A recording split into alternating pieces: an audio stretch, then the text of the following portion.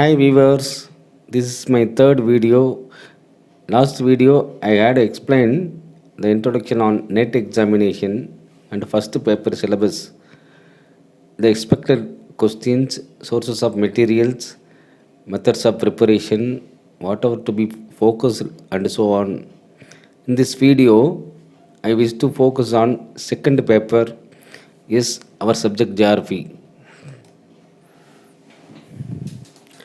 The first step of preparing for UGC NET is to be familiar with the UGC NET syllabus, as this helps the aspirants to plan their preparations in a well defined manner.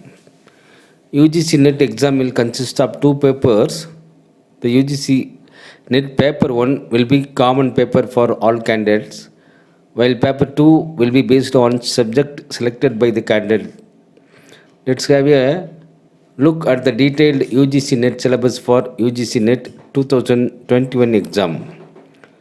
UGC NET syllabus 2021, candidates preparing for the UGC NET exam must check the UGC NET syllabus from the official website.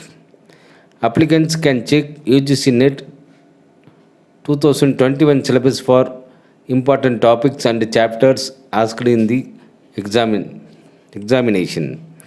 Along with the syllabus, candidates must also check UGC NET exam pattern 2021 for their preparations.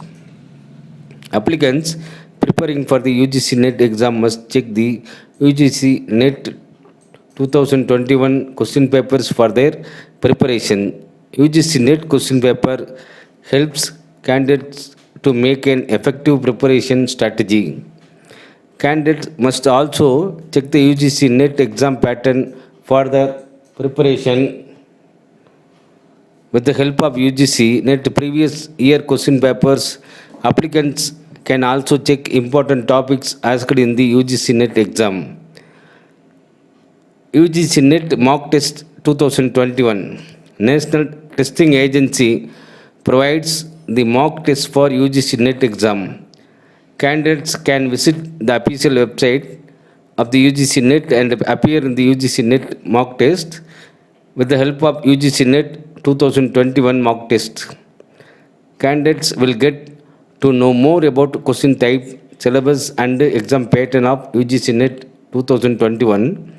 The UGC NET mock test is available for both the paper 1 and paper 2 subjects. The points to be remembered while for preparing the NET examination. For each correct answer, the candidate will get 2 marks in both paper 1 and 2. There is no negative marking for incorrect answers in UGC NET 2021 exam. No marks will be given for questions unanswered, marked for review. All questions are mandatory. If a question is found to be incorrect, ambiguous during the key challenge, the candidate who have attempted the questions and chosen one of the correct answer would be given the credit. If there is any dropped questions, marks will be awarded to all the candidates. Let's see our subject geography. Second paper syllabus at a glance. In the UGC list, the geography code for the subject is 80 and it has 10 units. Unit 1 geomorphology, Unit 2 climatology, Unit 3 oceanography, Unit 4 geography of environment, Unit 5 population and settlement geography, Unit 6 geography of economic activities and regional development, Unit 7 cultural, social and political geography, Unit 8 geographical thought, Unit 9 geographical techniques, Unit 10 geography of India. Let's start from the Unit 1. In geomorphology unit, the given syllabus is continental drift, plate tectonics, endogenic and exogenic forces, denudation and weathering, geomorphic cycle, Davis and Penck, theories and process of slope development, earth movements, seismic activity, folding, faulting, and volcanic activity, landform occurrence and causes of geomorphic hazards such as earthquakes, volcanoes, landslides, and avalanches. Yes, first of all, I would like to start from the continental drift theory. It was proposed by German scientist Alfred Wegener in 1912. The theory deals with the distribution of the oceans and continents. According to the Wegener's continental drift theory, all the continents were one single continental mass called a supercontinent, Pangaea, and a mega ocean surrounded this supercontinent. The mega ocean is known by the name Panchala. According to this theory, the supercontinent Pangaea began to slip some 200 million years back. Pangaea first split into two big continental masses known as Gondwana land and Laurasia, forming the southern and northern parts respectively.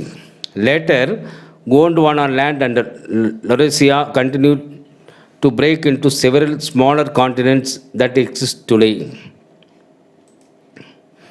According to the Wegener, the drift was happened towards two directions. Towards the equator due to the forces of gravity, centrifugal force. Westwards due to tidal currents because of the earth motion.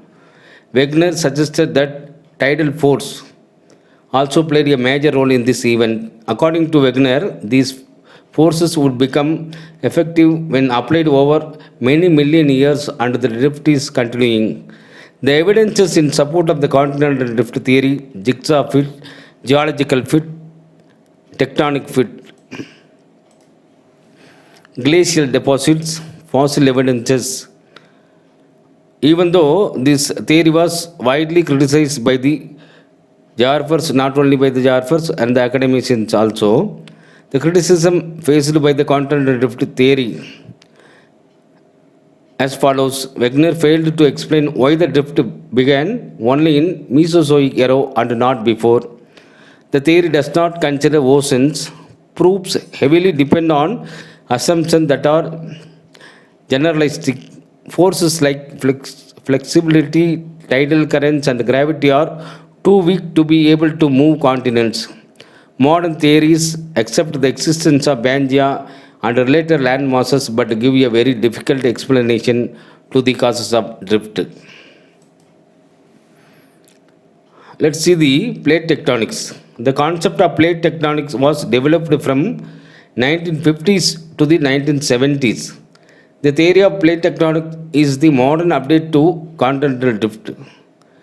This theory dealing with the dynamics of Earth outer shell, understanding mountain building process, volcanoes and earthquakes, as well as the evolution of Earth's surface and reconstructing its past continents and oceans. According to the theory, Earth has rigid outer layer known as lithosphere, which is typically about 100 km thick and overlies a plastic layer called asthenosphere. The lithosphere is broken up into 7 large continents and ocean-sized plates, 6 or 7 medium-sized regional plates, and several small ones. These plates move relative to each other, typically at rates of 5 to 10 centimeters per year, and interact along their boundaries where they converge, diverge, or slip past one another. Such interactions are thought to be responsible for most of Earth's seismic and volcanic activity. Although earthquakes and volcanoes can occur in plate interiors, plate motion cause mountains to rise where plateaus push together or converge, and continents to fracture and ocean to form where plates pull apart or diverge. The continents are embedded in the plates and drift passively with them. With over millions of years, results in significant change in Earth's geography. Let's see the endogenic forces and exogenic forces. Endogenic forces, these are internal forces that exist deep inside the earth. These forces are also known as constructive forces as they create relief features on the surface of the earth. Examples: earthquake and volcanic eruptions.